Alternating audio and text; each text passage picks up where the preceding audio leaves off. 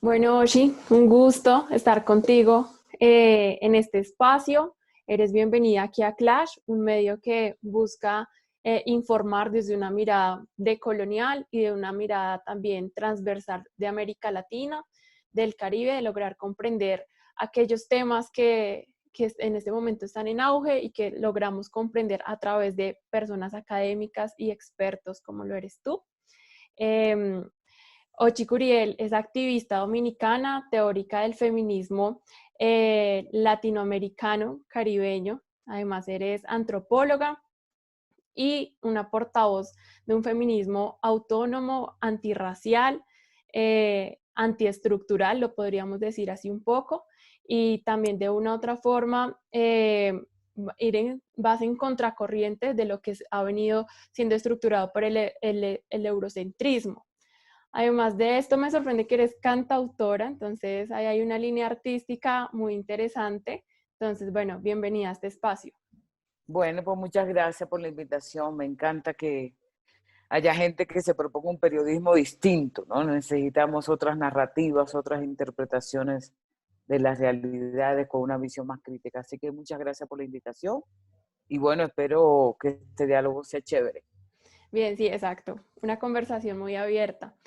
Ochi, nosotros veníamos cuestionándonos algo básico que necesitamos comprender y que aún no logramos definir de una manera sencilla para nuestras audiencias y para nuestro público objetivo, y es cómo lograr comprender qué es lo de colonial. Entonces, en una región latinoamericana y del Caribe, ¿cómo logramos comprender lo de colonial como algo que también nos atañe a nosotros? Pues precisamente yo siempre digo que cuando uno tiene conciencia de haber nacido, criado en un continente como este, como América Latina y el Caribe, si uno tiene una visión crítica de nuestra historia, pues tendría que ser decolonial. Obviamente lo decolonial es una postura política, una postura teórica, además, una postura epistemológica, porque no necesariamente una experiencia crea, digamos, una conciencia de algo, ¿no? Lo decolonial para mí tiene que ver con entender primero cómo se construyó esta historia del continente, entender que las Américas y el Caribe, particularmente de donde yo vengo además, fueron cruciales para el centro, para que Europa se hiciera centro epistemológico, geopolítico, etcétera. Y como dice Enrique Dussel, es imposible entender cómo Europa se hizo centro sin entender el colonialismo. O sea, eso es fundamental. Europa se hizo Europa y lo que es hoy gracias a que despojó buena parte de nuestros pueblos, ¿no? En sus creencias, cosmovisiones, cuestiones materiales, etcétera. Y buena parte de lo que somos en este continente es precisamente en esa relación colonial. Entonces lo de colonial tiene que ver con, primero, entender esa historia, desde una visión crítica, que no hubo descubrimiento, no hubo conquista, lo que hubo fue un colonialismo que despojó a nuestros pueblos hasta el día de hoy. Entonces, eso significa además que en la acción política implica un desenganche de todo lo eurocentrado, desde lo que conocemos, cómo lo conocemos, las metodologías que utilizamos, hasta la forma de hacer política. Como tú dijiste al principio, yo vengo de la autonomía. Una de las cosas que siempre hemos dicho desde la autonomía es no depender, por ejemplo, de la cooperación internacional, porque entendemos que son relaciones neocoloniales, entender también cómo se configuró el Estado, que eso ha sido una herencia precisamente colonial europea, y entender que en este continente siempre ha habido resistencia a esas lógicas violentas, como desde el cimarronaje hasta cómo lo han hecho los pueblos indígenas, hasta cómo lo hacen hoy los sectores populares, por ejemplo, que siempre hay una manera de apostarle a la vida, ¿no? Defendiendo los territorios, defendiendo las cosmovisiones y no dejándose imponer todo lo que nos vino de allá. Entonces lo de colonial es una especie como de desenganche de todo ese síndrome colonial que hemos tenido en nuestra experiencia. Claro, me gusta cómo mencionas esto de un desenganche, porque de una u otra forma es necesario salirse de ahí para poder comprender que hay unas estructuras eurocéntricas, patriarcales, que se han impuesto en los territorios latinoamericanos y del Caribe. Y que de una u otra forma, claro, desde la academia y desde una formación, a veces es posible ver esa frontera que se ha establecido, pero cómo desde una sociedad civil se puede desenganchar esa cosmovisión y esa visión establecida y lograr comprender de que ha sido una imposición de un Estado, ha sido una imposición machista y que ha sido una imposición también hacia una sociedad que ha sido altamente racializada, colonizada y estigmatizada. ¿Cómo es posible salir de esto desde una sociedad civil? Yo creo que lo primero es entender cómo sucedieron los hechos de otra manera que no es lo que nos ha dicho la historia oficial. O sea, la historia oficial, que obviamente ha sido escrita por aquellos que han tenido privilegios de raza, de clase, de sexualidad, etcétera, etcétera, ¿no? Que hemos aprendido desde la escuela, tenemos que empezar a dudar. Yo creo que la duda es una postura fundamental de lo colonial. Y la duda aquí tiene que ver con empezar a construir otro tipo de narraciones que no son aquellas que estamos acostumbradas a través de la historiografía oficial, ¿no? Desde que nos dijeron que Colón descubrió América, desde que nos dijeron que lo más bello era lo europeo, que lo más bello era lo blanco, que los conocimientos válidos son fundamentalmente los que vienen del norte, ¿no? Si empezamos a entender cómo se instaló históricamente esta manera de pensar, de actuar, de asumir la vida, empezamos a cuestionar, ¿no? Y ese cuestionamiento obviamente es una posición de colonial, Claro. que no es fácil, no, porque precisamente la colonización y lo que decimos ahora, la colonialidad, es decir, la secuela de ese proceso que hoy todavía se mantiene, con lo que tú dices, con esas jerarquías raciales, sexuales, etcétera, no es fácil salir de allí. Sin embargo, yo creo que tenemos que tomar en cuenta que desde el momento de la colonización ya los pueblos se oponían a esta lógica de ese patrón de poder, ¿no?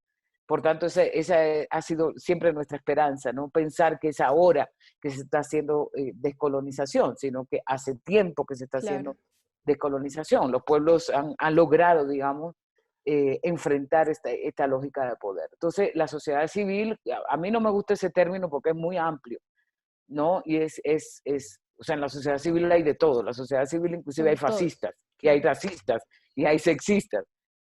Yo lo que creo es que se trata de colectivos y organizaciones que realmente apunten a desentrañar, digamos, cómo se nos impuso todas estas lógicas y hacer procesos políticos colectivos, siempre en colectivo. No hay posibilidad de hacer una descolonización de forma individual, que es lo que nos enseñó precisamente el eurocentrismo, pensar que el individuo ciudadano es el que va a resolver las cosas. No, aquí es colectivamente.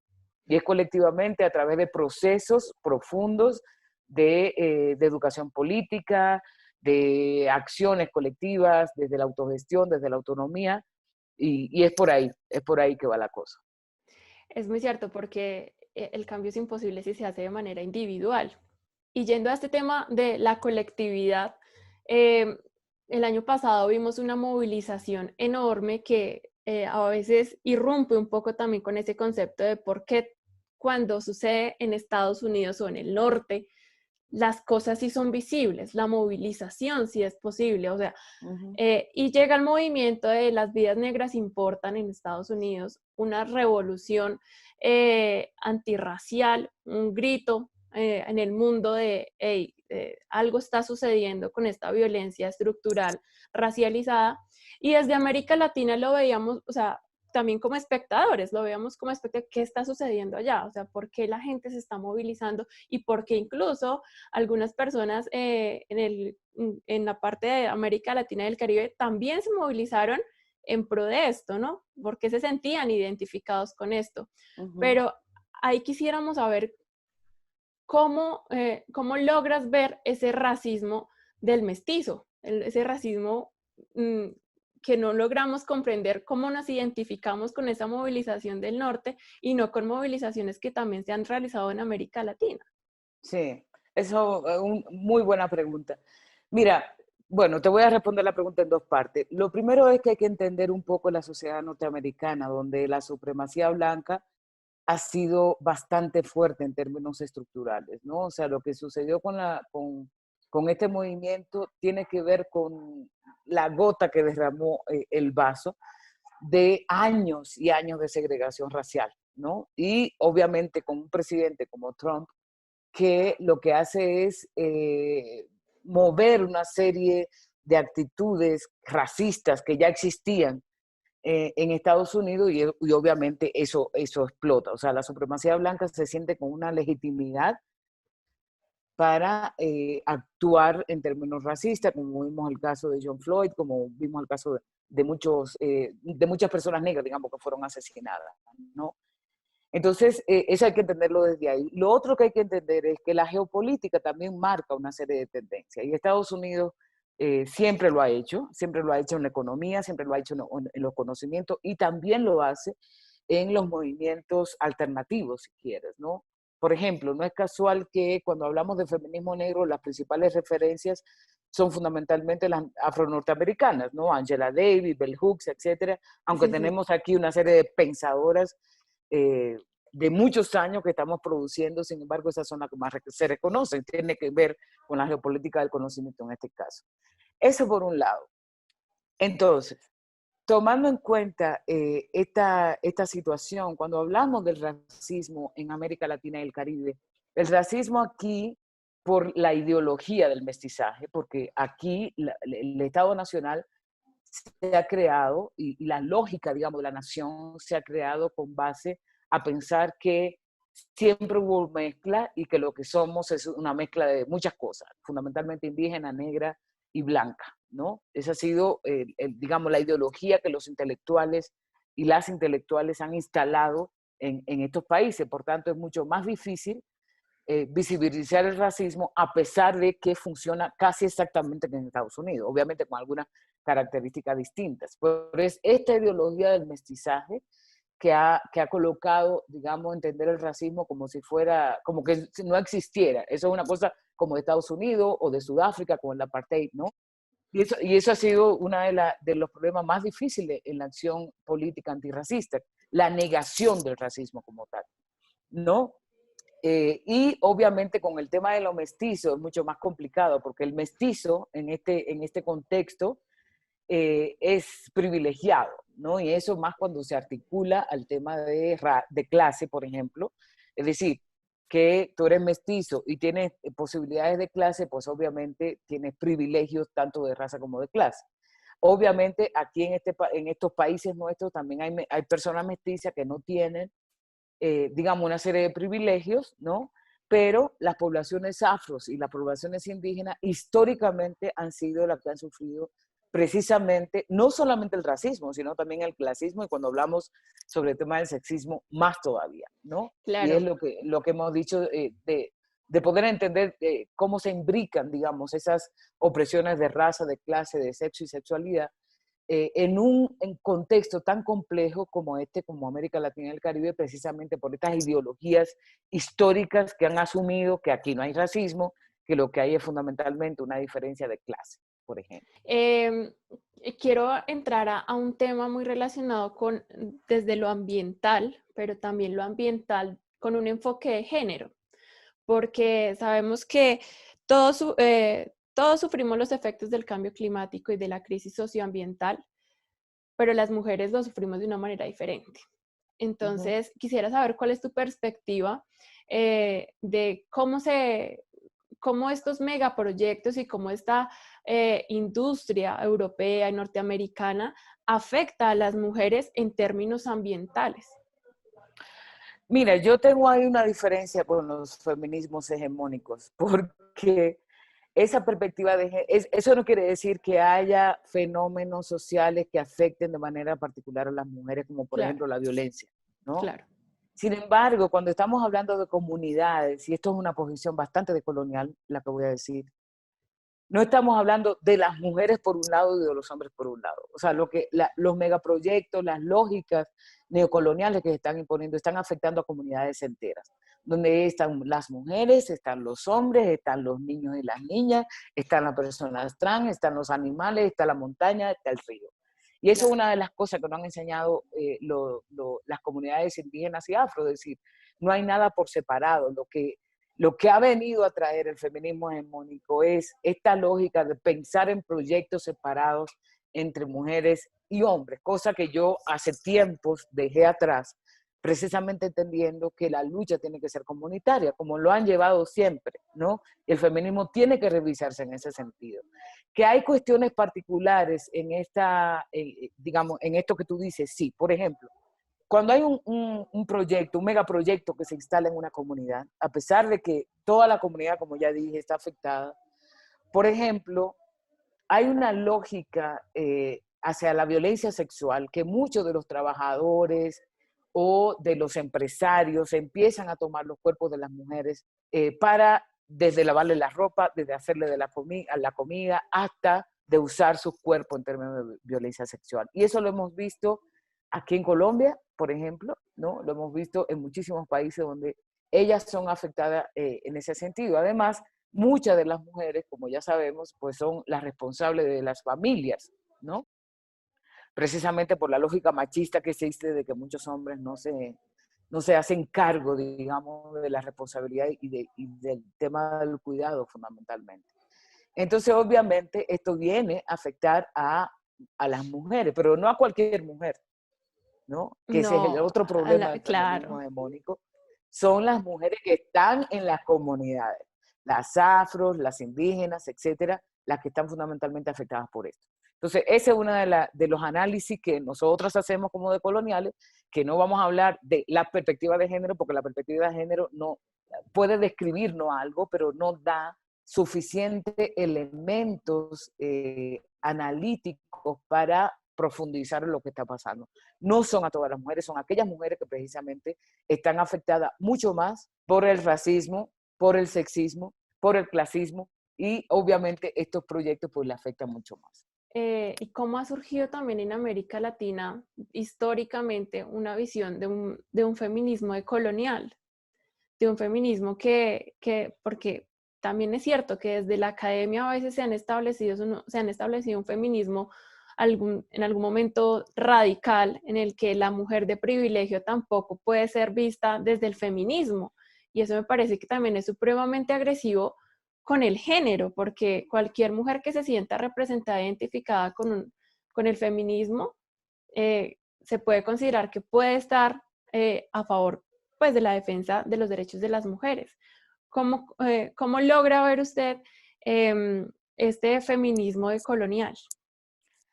Mire, en primer lugar, yo no creo que todas las mujeres estén a favor de una postura feminista. Eso sería Claro. pensar de forma esencialista, es decir, es como si tu condición de género te da la conciencia sobre el género. Yo no creo eso, de hecho creo que hay muchísimas mujeres bastante machistas, como también pueden haber personas afro que no necesariamente tengan la conciencia sobre el racismo, ¿no? Porque se trata de una conciencia precisamente.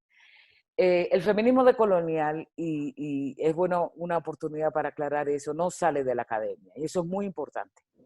El feminismo decolonial sale de las activistas que somos nosotras. O sea, yo trabajo en la Universidad Javeriana, trabajo en la Nacional, pero antes de todo eso, yo he construido feminismo antirracista, feminismo lesbofeminista, feminismo decolonial, etcétera, y es en el activismo. O sea, somos las activistas que hemos creado esta corriente política, ¿no?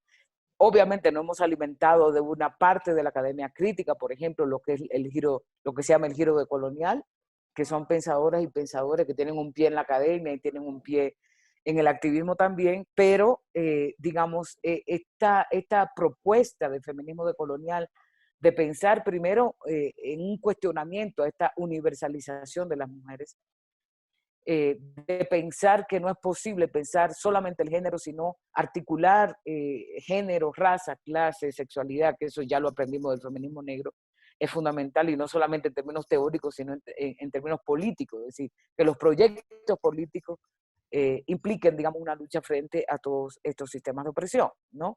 Entonces, ¿por qué sucede en América Latina y el Caribe el feminismo decolonial? Por la historia que yo te conté en la primera pregunta. Es decir, si uno entiende el papel que ha jugado América Latina y el Caribe en la configuración mundial del patrón de poder que es la colonialidad hoy, entonces se entiende por qué el feminismo decolonial sale de América Latina. Es decir, y somos fundamentalmente las afros, las indígenas, las mestizas empobrecidas que hemos propuesto una corriente de este tipo, ¿no? Precisamente porque ese feminismo blanco hegemónico no nos satisfacía en términos de las interpretaciones que se venían haciendo en torno a lo que se supone era la subordinación de las mujeres. Y además, la otra cosa importante es que precisamente surge de las activistas de esta región, porque ya nosotras veníamos con una interpretación, con un análisis del racismo articulado al sexismo, al heterosexismo, etcétera.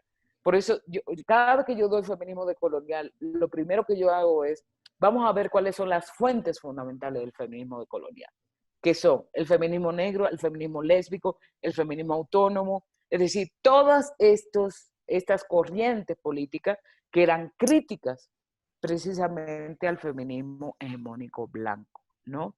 Eso es lo fundamental del feminismo decolonial. Obviamente, después lo complejizamos cuando nos encontramos ya con aportes fundamentales del giro decolonial.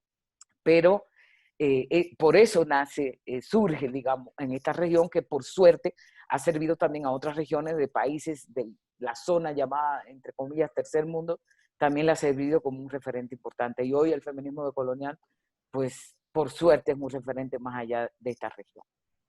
Ochi, muchísimas gracias por este espacio, porque nos das un panorama un poco esperanzador para la movilización social que puede traer este año, porque también hay unas oportunidades de transformación desde Latinoamérica y el Caribe para comprender un colonialismo estructural que históricamente ha causado muchísimo daño en toda la región. Y qué bueno poder tener espacios como este en el que las mujeres se entretejen y dan la oportunidad a nuevas visiones también desde un feminismo decolonial. No, pues muchas gracias a ustedes, esperando que este año pues sea bueno para muchas y muchos. Yo creo que tenemos que apañarnos, ¿no? Acompañarnos. Va a ser un año difícil. Yo creo que una de las luchas fundamentales va a ser el tema de las farmacéuticas y cómo van a manejar el tema de las vacunas. Tenemos que estar atentas, atentos y estar todo el tiempo en una posición de lucha constante. No podemos asumir de que ya no va a haber protesta social, al contrario, yo creo que hay que reforzar. Y yo creo que ustedes, desde su trabajo del periodismo, cumplen un papel fundamental para eso. Así que gracias por la invitación. Vale, muchas gracias entonces a ti por este espacio.